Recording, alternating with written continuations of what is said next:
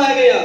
ਉਹਦੇ ਨਾਲ ਨਾਲ ਇਹ ਪਿਆਰਾ ਜਿਹਾ ਬਿਜ਼ਨਸ ਮੇਰੇ ਘਰੇ ਵੀ ਆਇਆ ਸੀਗਾ ਕੋਈ ਦੀਦੀ ਨੇ ਲੈ ਕੇ, ਕਿਉਂਕਿ ਮੇਰੇ ਹਾਰਟ ਦੀ ਪ੍ਰੋਬਲਮ ਸੀਗਾ, ਹਾਰਟ 'ਚ ਮੇਰਾ ਦਵਾਈ ਚੱਲਦਾ ਸੀਗਾ ਦਿੱਲੀ ਹਾਰਟ ਤੋਂ। ਉਹਦੇ ਨਾਲ ਨਾਲ ਜੋ ਹੈਗਾ ਆਪਾਂ ਜੋ ਹੈਗਾ ਦਵਾਈ ਜੂਸ ਆਪਾਂ ਨੂੰ ਬਹੁਤ ਵਧੀਆ ਲੱਗਿਆ। ਪਹਿਲੇ ਇੱਕ ਆਈਡੀ ਨਾਲ ਜੁਆਇਨ ਹੋਇਆ, ਉਹਦੇ ਬਾਅਦ से 6 आईडी मैं फिर दोबारा लाया, वो जूस खत्म हो गए तो मैं फिर 4 आईडी फिर दोबारा लाया, मतलब कि 12 आईडी नाल मैं इथों काम कर लिया। टोटल इनकम की गल करा तो मेरा टोटल इनकम 32,000 तो प्लस मैं ले चुका। हेल्थ जो मेरा आपका फैमिली का सही हुआ वो बकरी, क्योंकि मैं धन्यवाद करता अपनी सीनियरां नूं जो मैनू हर एक पल पल के साथ दे रही, आपां नूं सीखण दा मौका दे रही, तो आपां नूं सिखा रही। सब तो बड़ी गल अपनी रंजीत कुमार वीर जी का जो एक फोन भी कर कोई कहता सिंगर फोन नहीं चका, साडा फोन एक पहले रिंग च चक लेंदे आ। Thank you ji.